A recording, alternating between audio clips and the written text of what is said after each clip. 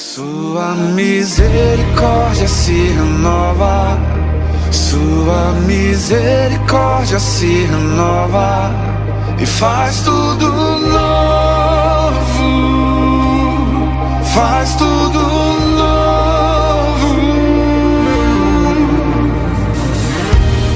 O sol brilha sobre o mundo inteiro, aquece o fraco e o guerreiro com o seu calor, com o seu grandioso amor.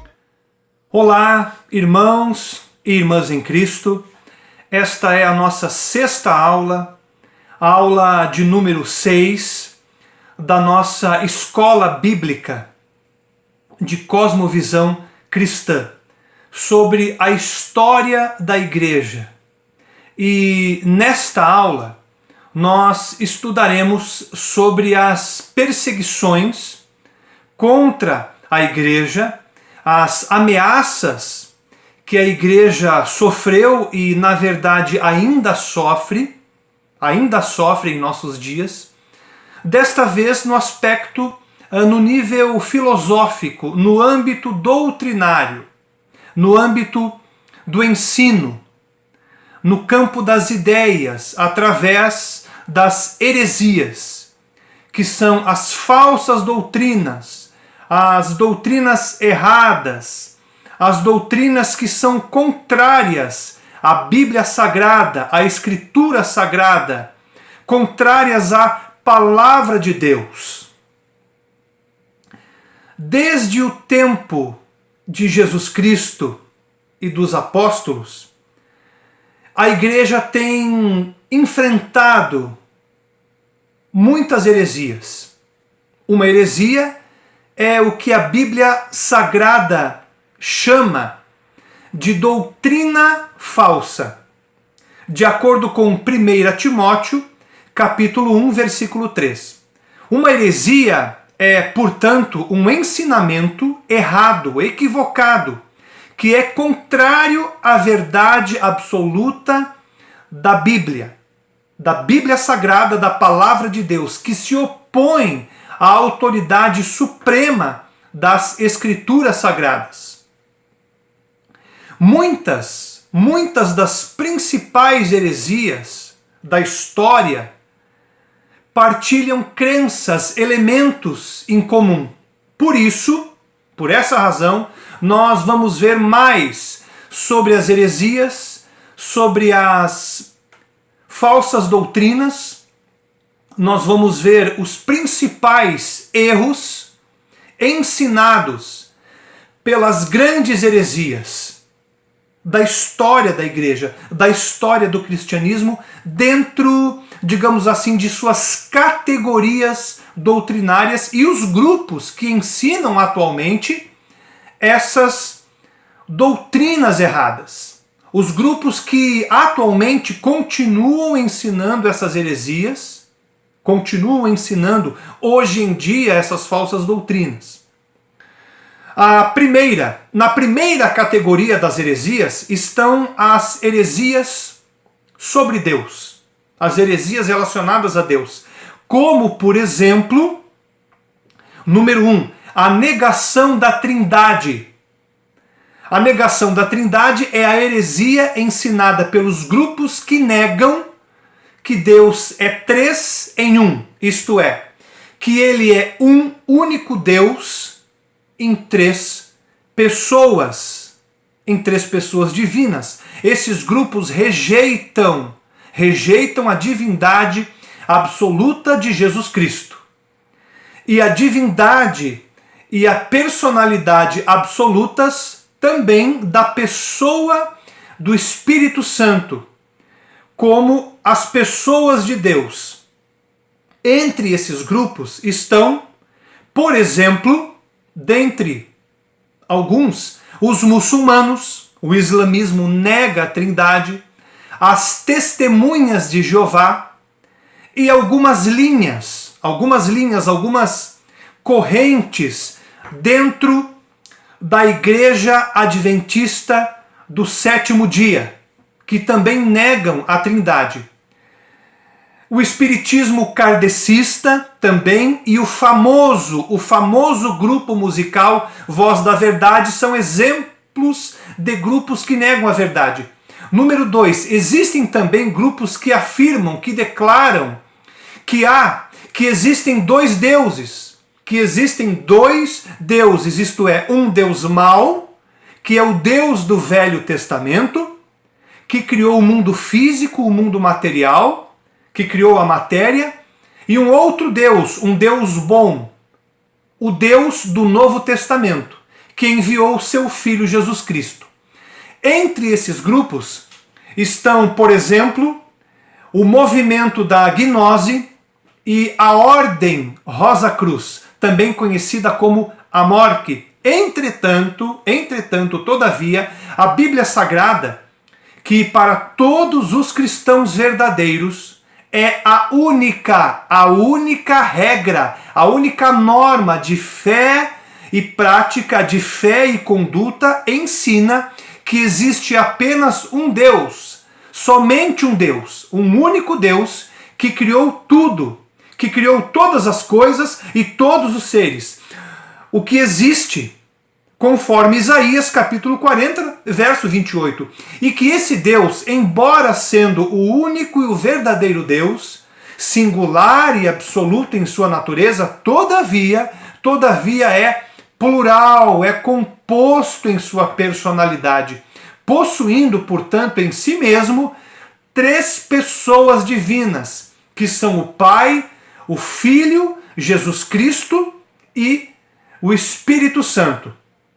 Como, por exemplo, a Escritura Sagrada nos ensina em 1 de João, capítulo 5, verso 7, onde está escrito que porque três são os que testificam ou testemunham no céu: o Pai, a Palavra, que é Jesus Cristo, e o Espírito Santo. E estes três são um. Na segunda categoria de heresias estão as heresias sobre Jesus Cristo. Como, por exemplo, número 1, a negação de sua divindade. A negação da divindade de Jesus é a heresia ensinada pelos grupos que não aceitam que Jesus é o único e o verdadeiro Deus. Esses grupos declaram que Jesus era apenas um homem, tão somente um homem que era tão bom que foi adotado por Deus como seu filho.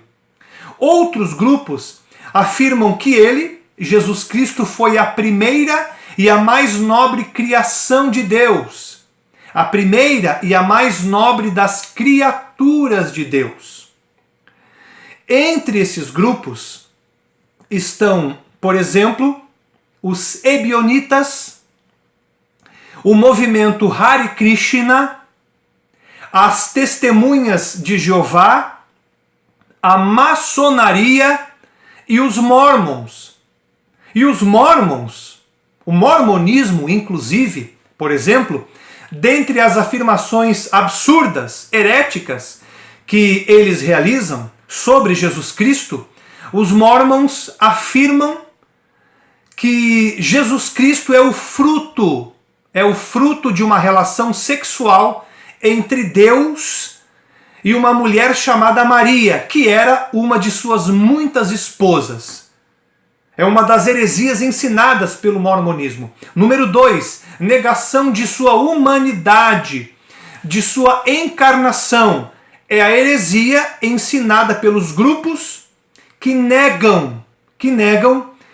não aceitam a encarnação literal, física de Jesus Cristo. Isto é, que Jesus era absolutamente humano, 100% humano, mas que ele apenas aparentava, entre aspas, aparentava ser humano.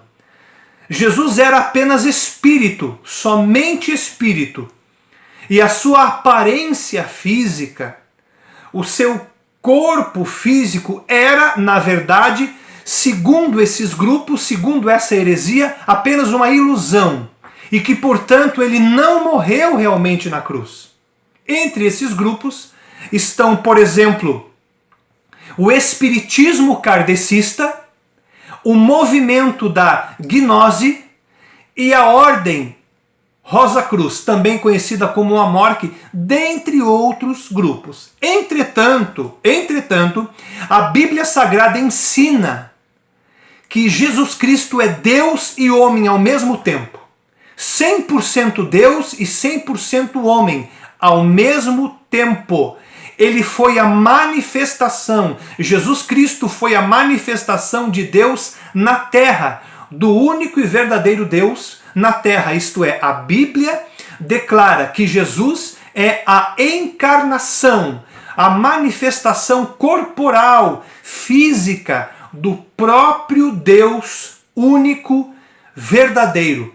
Conforme está escrito, por exemplo, em Filipenses, no capítulo 2, dos versos 5 a 8, que diz: de sorte que haja em vós o mesmo sentimento, a mesma atitude que houve também em Cristo Jesus, que, sendo em forma de Deus, isto é, Jesus Cristo é a forma humana de Deus, não teve por usurpação ser igual a Deus, não parecido ou semelhante a Deus, mas igual a Deus. Mas esvaziou-se, despojou-se a si mesmo, tomando a forma de servo, fazendo-se semelhante, parecido aos homens, semelhante aos homens, parecido com os homens, não igual aos homens.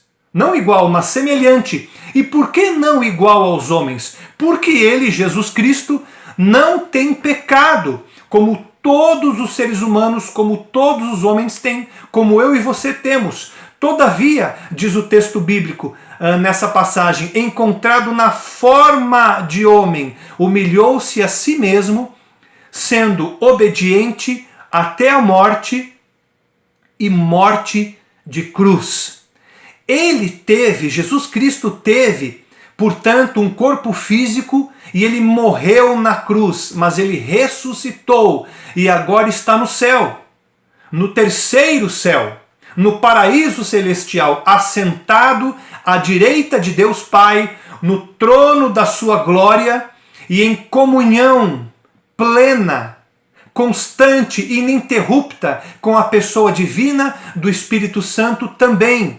Em seu Espírito, Jesus Cristo está aqui na terra, com a sua igreja, com cada cristão, mas em seu corpo físico, o corpo físico dele ressurreto, ressuscitado e glorificado, ele está com o seu corpo físico no céu, no seu trono real, soberano e glorioso.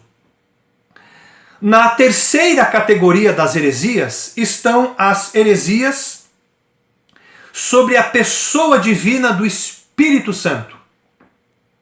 Como, por exemplo, número 1, a negação de sua personalidade, a negação de que ele é uma pessoa e a negação também de sua divindade. Essas heresias são as heresias ensinadas pelos grupos que não aceitam que o Espírito Santo é uma pessoa, uma personalidade distinta do Pai e distinta do Filho, um ser pessoal, e que o Espírito Santo é também o próprio Deus, assim como o Pai é e assim como Jesus Cristo é, fazendo, portanto, parte da Trindade, como uma das três pessoas divinas, juntamente com o Deus Pai e o Deus Filho Jesus Cristo.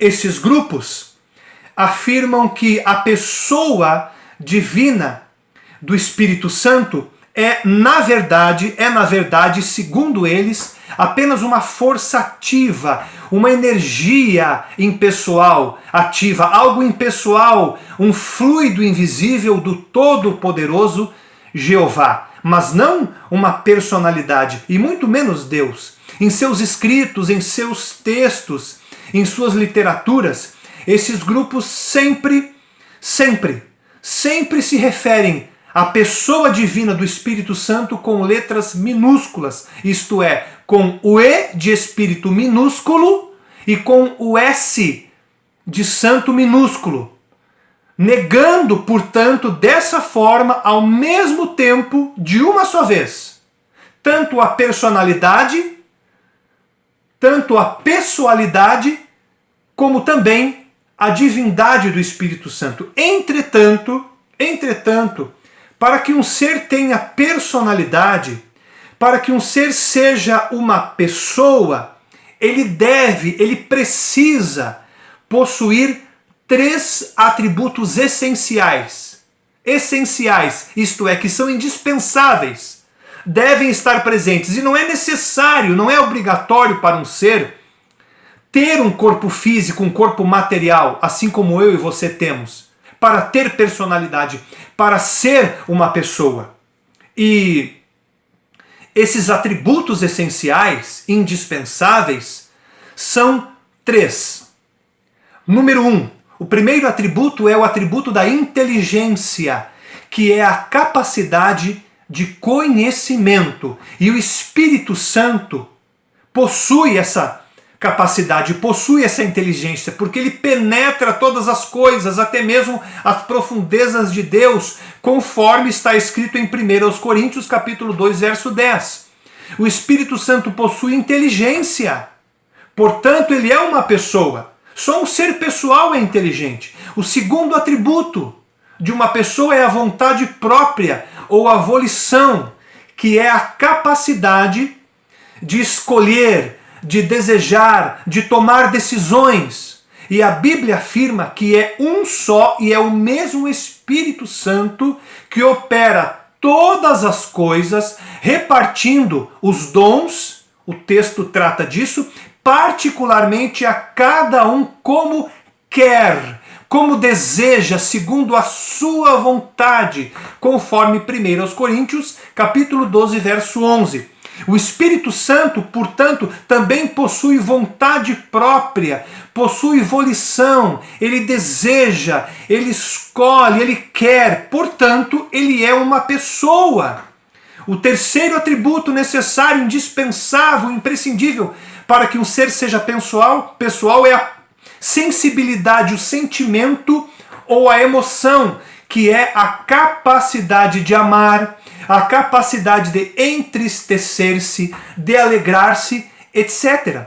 E a Bíblia também nos diz que nós não devemos entristecer o Espírito Santo de Deus, no qual estamos selados para o dia da redenção, para o dia da salvação, de acordo com Efésios capítulo 4, versículo 30. O Espírito Santo pode ser entristecido por nós quando nós pecamos contra ele. É o que a Bíblia nos ensina. Portanto, ele é uma pessoa, ele é um ser pessoal. O Espírito Santo possui também os atributos que são naturais, que são próprios de uma pessoa. Isto é, o Espírito Santo fala, de acordo com Apocalipse capítulo 2, verso 7, ele ensina, de acordo com João 14, 26, ele testifica, ele dá testemunho, de acordo com João 15, 26, ele ordena, ele dá ordens, de acordo com Atos 13, 2, ele intercede por nós, de acordo com Romanos 8, 26, e ele guia, ele dá a direção, de acordo com Romanos 8, 1. É possível entristecê-lo, de acordo com Isaías 63, 10 e Efésios 4, 30. É possível nós blasfemarmos contra ele, de acordo com Mateus 12, do 31 ao 32. É possível nós nos rebelarmos contra ele, de acordo com Isaías 63, 10. É possível nós resistirmos a ele, de acordo com Gênesis capítulo 6, verso 3. Fazer-lhe agravo, ultrajá-lo, Hebreus 10, 29, é possível apagá-lo, 1 aos Tessalonicenses 5, 19, e é possível nós mentirmos contra ele, Atos capítulo 5, versos 13 e 4. Sendo assim, obviamente, é lógico, evidentemente, que ele, o Espírito Santo, só pode ser uma pessoa, um ser pessoal. As escrituras sagradas também ensinam que o Espírito Santo é Deus, é o próprio Deus, assim como o Pai é Deus e o Filho é Deus. Os atributos naturais e exclusivos da deidade, da divindade, encontram-se presentes nele, no Espírito Santo. A eternidade, ele é eterno, Hebreus 9:14. A onipotência, Gênesis 1 e 2, Lucas 1:35 e Romanos 8:11. A onipresença, o atributo divino da onipresença, Salmo 139, verso 7. A onisciência, 1 Coríntios 2:10. E as obras de criação, que só Deus pode realizar, de acordo com Jó 33:4 e o Salmo 104:30. Na quarta categoria das heresias estão as heresias sobre o diabo. Também há heresias sobre o diabo, como por exemplo, dentre as quais essas heresias são aquelas ensinadas por grupos que afirmam que o diabo, que Satanás não existe. Ele não existe. Ou que ele é um Deus mau, oposto, antagônico ao Deus bom, mas que é igualmente forte. Esses grupos afirmam que o diabo e Deus são deuses inimigos, deuses rivais, isto é, um é mau e o outro é bom, mas que, no entanto, se igualam, se equiparam, se equivalem em força, em poder, em capacidades e em atributos. Entre esses grupos, os grupos que ensinam essas heresias acerca do diabo, podem ser citados, por exemplo, o movimento da gnose, a Ordem Rosa Cruz, ou a Morque, como também é conhecido esse movimento, a LBV, a Legião da Boa Vontade, também ensina isso, que é uma organização espírita kardecista, a maçonaria, a cientologia, também chamada de movimento da ciência cristã, a Seichonoye, que é uma organização religiosa de uma linha mais oriental, dentre outros grupos. A Seichonoye, por exemplo, nega a eficácia, a eficiência da obra redentora de Jesus Cristo e do valor de seu sangue para a remissão dos pecados, chegando até mesmo a afirmar que o pecado não existe, que o pecado é uma ilusão, que Satanás e o inferno não existem, são ilusões, e que pessoas más não existem, são ilusões. Seichonoye ensina isso, essas heresias. Outros grupos ensinam que o diabo é bom, e que ele trabalha para Deus, em favor de Deus, ao lado de Deus, procurando fazer a sua vontade. Outros grupos afirmam que o diabo quer o nosso bem, deseja o nosso bem, que o diabo é um ser altruísta em relação ao ser humano, que ele quer o bem do ser humano, principalmente no movimento da gnose. Há esse ensino. A LBV, a Legião da Boa Vontade, que é uma organização espírita kardecista, também é um grupo que ensina isso. Os mormons, o mormonismo, por exemplo, os mormons ensinam que o diabo e Jesus Cristo são irmãos. E que nós cristãos, portanto, devemos inclusive orar pelo diabo, orar em favor do diabo. Porém, a Bíblia Sagrada nos ensina, nos mostra claramente que o diabo foi um anjo criado por Deus em estado perfeito, mas que ele se rebelou contra Deus.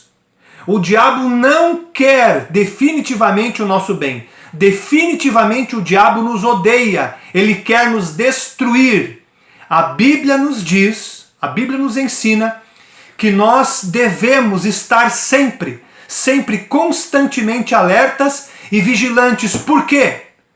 Porque o diabo, o inimigo de vocês, anda ao redor como um leão, rugindo, procurando a quem possa devorar, tragar, destruir, diz a Bíblia em 1 de Pedro, capítulo 5, versos 8 e 9. Na quarta categoria das heresias estão as heresias sobre a natureza humana, sobre quem é o ser humano em essência.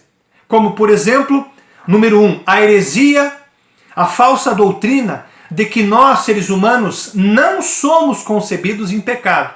De que nós, seres humanos, não nascemos com o pecado original. Essa heresia afirma que cada pessoa, que cada ser humano nasce sem pecado e que é possível sim, segundo essa heresia, viver sem nunca cometer pecado.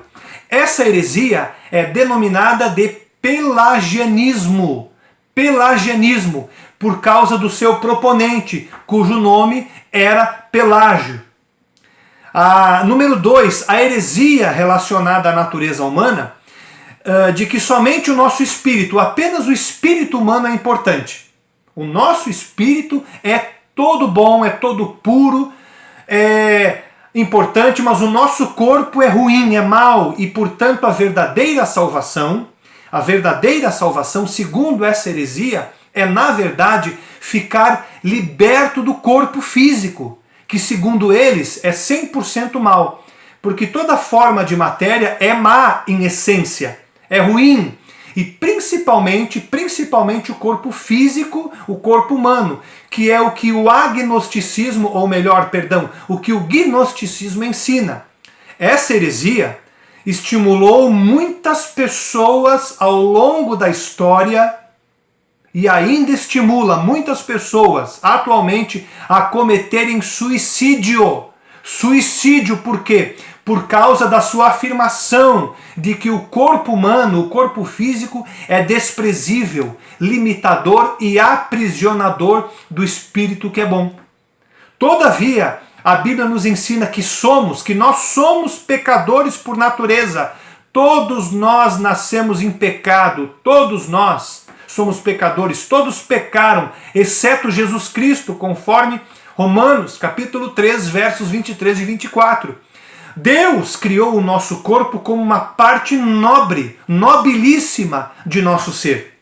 E para a sua glória, para a glória de Deus. Mas, infelizmente, apesar do corpo humano ser nobre e de ter sido criado por Deus e de pertencer a Deus e de ser também alvo da redenção, da salvação de Deus, ele, o corpo físico, sofre e padece por causa das consequências do pecado com o qual nós nascemos.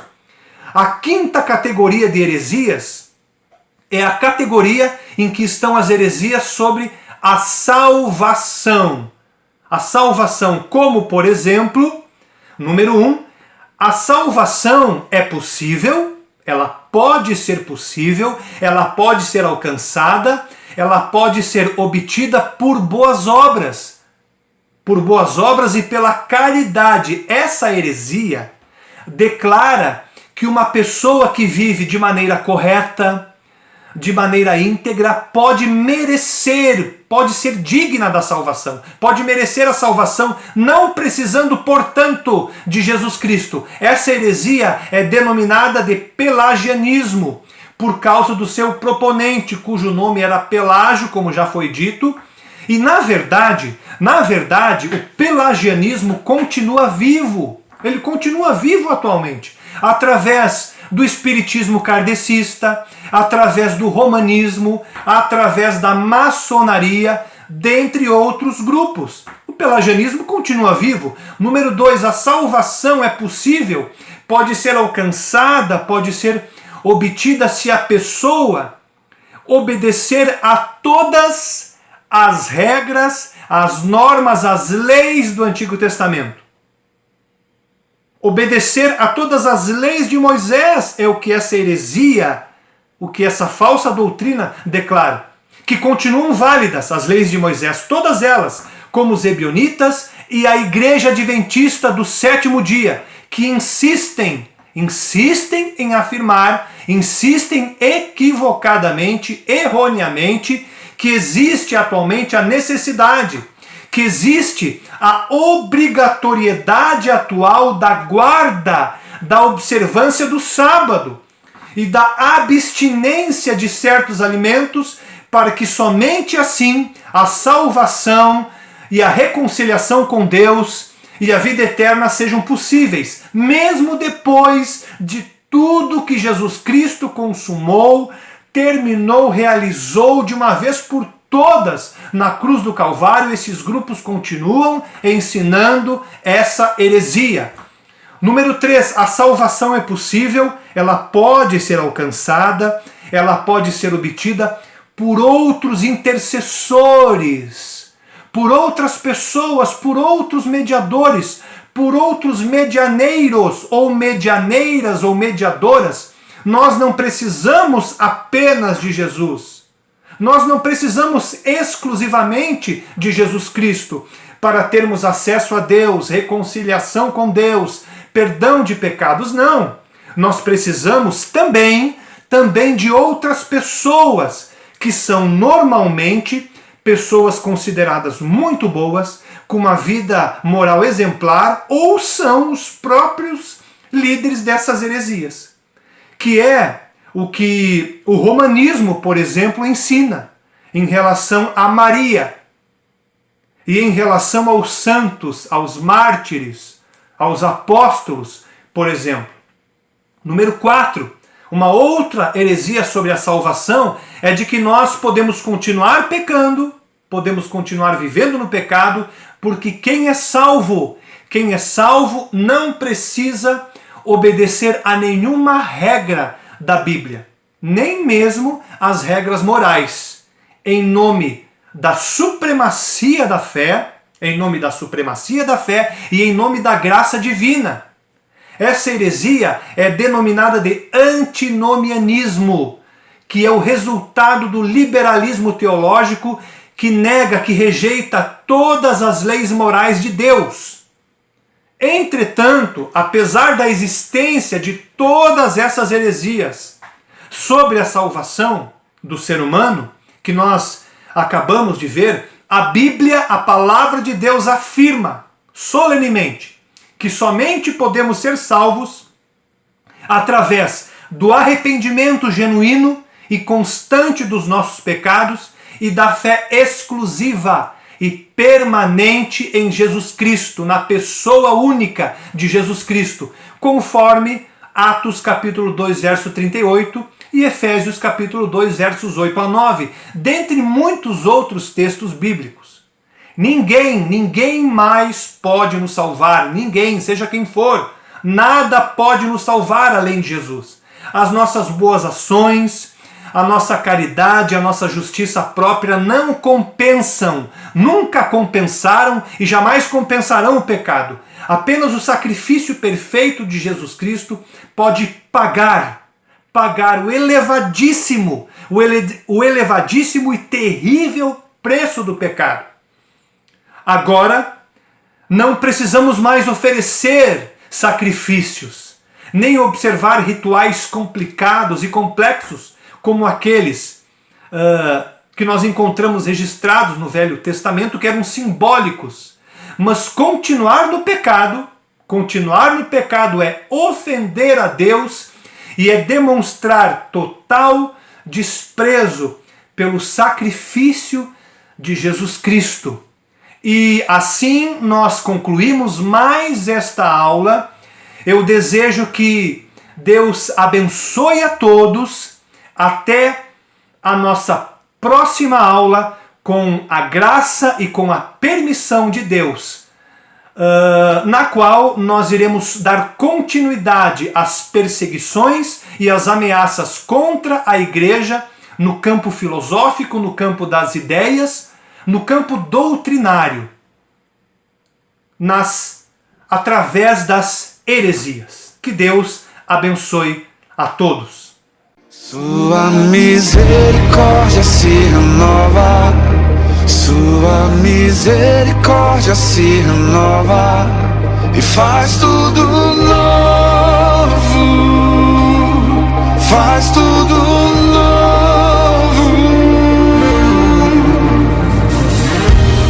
O sol brilha sobre o mundo inteiro, aquece o fraco e o guerreiro com o seu calor, com o seu grandioso amor. Sua misericórdia se renova, sua misericórdia se renova e faz tudo novo, faz tudo novo.